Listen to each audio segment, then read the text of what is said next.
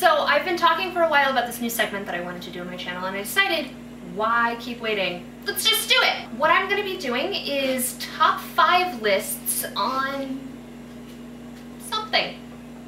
Anything. This first episode is going to be my top 5 Marvel superheroines that I feel need their own franchise. And this started a couple months back when that like Marvel CEO, marketing director or whoever made that announcement, Marvel superheroines can't hold their own franchises. Really? I'm gonna prove them wrong. Let's do it. Number 5. Miss Marvel. That probably seems like a really obvious choice, and I know a lot of you are probably watching this video going, but Angie, why wouldn't Miss Marvel be number 1? Wait for it, okay? Miss Marvel is Marvel's poster child. She is the Marvel superhero. Anyone who reads Marvel comics knows Miss Marvel. They know that her name is Carol Danvers. Hopefully you've read at least one Miss Marvel comic book. I know she doesn't really sell super well, but here's the thing. In today's society, women are looking for that character, a strong female type. Why do you think we've been fighting for a Wonder Woman movie for so long? We want strong women, strong, powerful women. Miss Marvel is that woman. You've also got really cool story arcs. You can bring in, what's her, is it Bionic or Binary? You can bring Binary, the Dark Avengers, Moonstone. You can go anywhere, you can tell her origin story, or you can just jump straight ahead to her becoming Captain Marvel and taking over that mantle, because that's a big deal. Captain Marvel's been a man up until like this year. How cool is that a woman is in that position now? Guys! Number 4. White Tiger. Okay, this is probably just me being really biased because White Tiger is written by Tamara Pierce and she's awesome. I love Tamara Pierce, she's my favorite author ever. I thought that story arc was written extremely well. I thought White Tiger was a very interesting superhero. She's a cop who, like, this amulet just shows up on her door one day and what the hell is this? Oh, I don't know, LOL. She puts it on, becomes a superhero. How do you deal with that? You've also got an interesting story arc where it's during this period where like Daredevil was like in prison, so some other guy is covering for him who's not actually blind and nobody knows. What? Like, do another Daredevil movie, but like with White Tiger. Or like reintroduce Daredevil in a White Tiger movie. Or just make a White Tiger movie. Because seriously, she was so cool! And Tamara Pierce needs to be making more money because she's freaking awesome! Girl power. Whatever. Number 3. Storm. Uroro. Guys, come on. Storm is so awesome. And she has not really truly been done any justice. Because she's just like a member of the X-Men right now. How easy do you think it would be to sell tickets to Storm? She's powerful. She's revered as a goddess. Incredibly beautiful. Controls the weather. She's from Africa. You've got a whole audience right there. How many African women would want to go see a movie about a powerful African woman who's revered as a god and the ruler of Africa? Plus she's married to Black Panther. He's freaking awesome. You know, do a whole movie in Africa. Tony, it doesn't even have to have anything to do with the X-Men. Make a movie about Uroro, Queen of Africa. I'd go see that movie. All freaking day I'd go see that movie. And I know a lot of like comic book fans aren't really like fans of Halle Berry's representation of Storm, but the fact of the matter is she sells tickets. Her name on a bill sells tickets. Fox, I'm handing this to you right now. Take it. Make a Storm movie. I'll go see it. You just read one comic book. Pick up one comic book with Storm on the cover. Make that movie. I don't care what it is. I would go see it.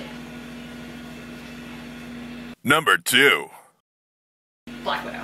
Again, you're all probably sitting there like, Angie, clearly you really love Black Widow. Why isn't she number 1? Guys, just wait.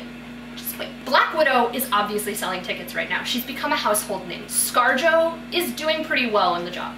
She needs a Russian accent. Like, somebody please maybe just like buy her a class on how to do a Russian accent. Black Widow has an amazing backstory. She's raised in Soviet Russia, kidnapped, brainwashed, trained to be a super spy, a serial killer,